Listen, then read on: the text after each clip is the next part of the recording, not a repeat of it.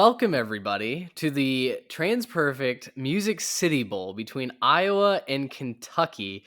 This game is on ABC at high noon in the Central Time Zone. It's being played in Nissan Stadium, Nashville, Tennessee. And gentlemen, does anybody have a reason to get excited about this game? Because when I was writing this preview, it went from bad to worse. Truly maybe the most depressing scene that I've ever seen in a bowl preview. Everyone's opted out. There are going to be like no starters on either side for this game. Both of these offense sucked rocks this season.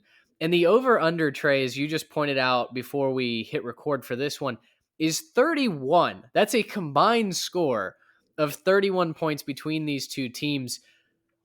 Gentlemen, take it from here. Make a case for each of your teams, because holy cow, I don't know that good old Channel 8 is going to be getting my tune in on Saturday, December 31st.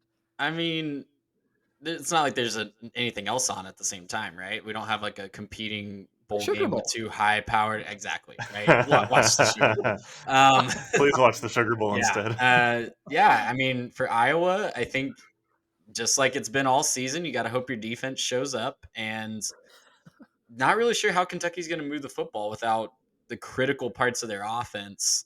Offense was already really bad for Kentucky, so if you're Iowa, you got to be feeling pretty good about playing defense and field position, which is how you want to play anyways, and coming away with a 3-point win in this one. You throw in the fact that Kentucky offensive line ranked dead last in the SEC in sacks allowed.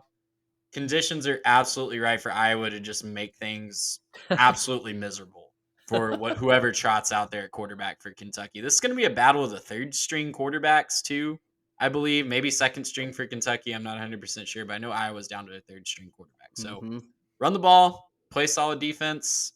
Same thing you've done all year pretty much, and hope that you can come out on top of a 3-point game. Yeah, Trey, could I just take your analysis and wrap it up in blue? Because Yeah. that's pretty much the same thing for Kentucky. If you can just, I don't know, score 14, 17 points, that feels like too big a number for Iowa to score. Iowa's offense is just putrid this year, just atrocious. Now, if you're Kentucky, you don't have Will Levis, you don't have Rodriguez at tailback, you're missing a lot of players. I think Keontae Goodwin, I think we mentioned he hit the portal. And so not a lot of your star players coming back. But the good news is Iowa can't really score either. And, conditions maybe not the best. So, I mean, I think at this point, you're just hoping that you can score some points. Mitch, you asked, is there any reason to get excited about this game? If you're backup quarterback or third string tackle's mother, then there's loads of reasons to be I excited was going about to this say the football game. moms are very excited, and the fan Oh, bases yeah. are going to be scrambling for their roster cards because Oh, look, there's Jeremy, stuff like that. So I don't know. It's probably not going to be great. I think you will be able to get a little bit of a run game going in this one. If you're Kentucky, I think you have the guys to do that. You still have decent players up front to try to move things, but man, it's just going to be a whole lot of punting. You're going to have some real punt moments in this one. Maybe, a blocked punt in this one could end up being the whole difference here. Guys, one of these teams is going to win 8 games this season against all the odds. I'm just curious to find out which one of these two teams you think gets to that vaunted 8-5 record. I'm going to tentatively say Iowa. I don't know. I think Iowa wins this game like 10-6, and their punter is the player of the game. Sure. Yeah, Trey, I think I'm kind of with you on this one. I think Iowa has the better team, just the better defense right now.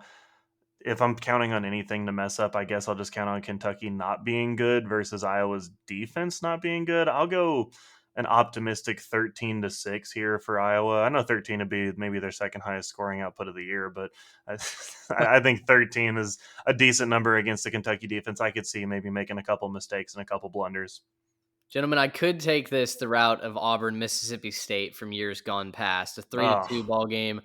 I'm gonna be a little bit more generous. I'm gonna say Iowa wins this 7-6. They get into the end zone. Whether Kentucky kicks 2 field goals or they score a touchdown and miss the extra point, I don't know.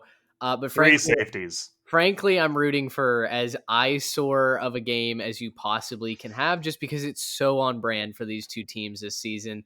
Yeah, and like Trey said, if you're actually watching this game, what are you doing? The Sugar Bowl is on ESPN, which is going to be our very next video. So if you choose to slog your way through this, hey, Iowa and Kentucky, they're playing in the Music City Bowl. We wish you the best of luck. But real quick, unlike some in the college football media, we want this game to happen because it's good.